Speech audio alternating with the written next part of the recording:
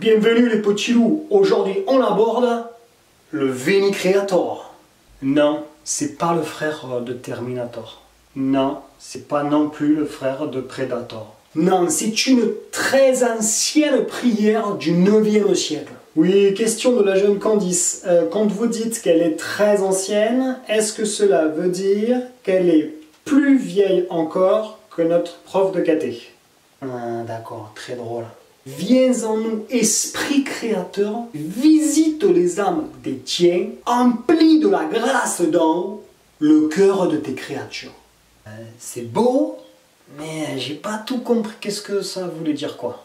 Viens en nous, esprit créateur. D'entrée de jeu, c'est quand même très intrusif, puisque là on parle de l'intérieur même de la personne. Et oui, au plus intime de soi. Donc, quelque part, il vaut mieux être sûr de celui que tu invites, si tu vois ce que je veux te dire. Invoquer de mauvais esprits peut entraîner de gros problèmes.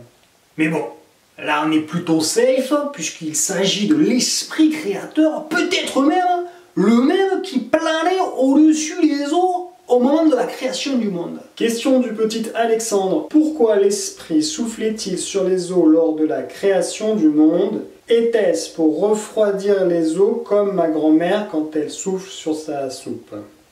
Oui, probablement, Alexandre, probablement. Visite les âmes des tiens. Pourquoi est-ce qu'il veut visiter les âmes des tiennes? Non, les âmes des tiens, des miens, des siens, des tiens.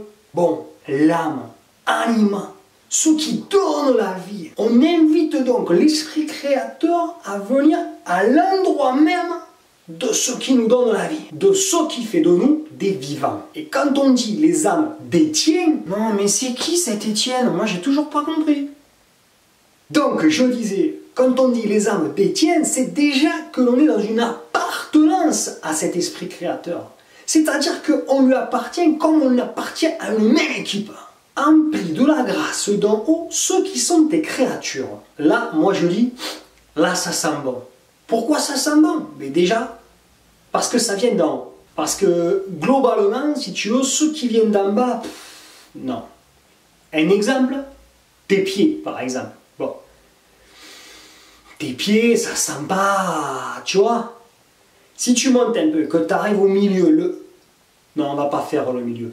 Mais si tu vas là-haut, par exemple, tu te mets du parfum où? Tu te mets du parfum là, tu te mets du parfum là-haut. Déjà, la grâce d'en haut, ça sent très beau. Et la grâce, qu'est-ce que c'est la grâce? C'est un cadeau du bon Dieu. Mais la grâce, elle est très variée. Comme les cadeaux, ils peuvent être très variés, tu vois. La grâce, c'est un peu comme... C'est comme une boîte de chocolat. On ne sait jamais sur quoi on va tomber. Voilà, en gros, la grâce, c'est un cadeau surprise du bon Dieu qui s'adapte à tes besoins du moment.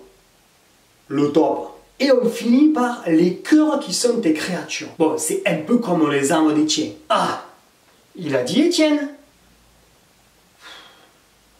On redit encore une fois que nous sommes tous des créatures du bon Dieu, de l'Esprit Saint, et qu'on lui demande d'habiter toute la partie de notre être, l'âme, le corps et l'esprit. Bon, en résumé, le Veni Creator, c'est un petit enfant qui demande à son papa un cadeau, et que ce cadeau va être à l'intérieur de lui pour lui donner ce qu'il y a de meilleur. Voilà, tout simplement.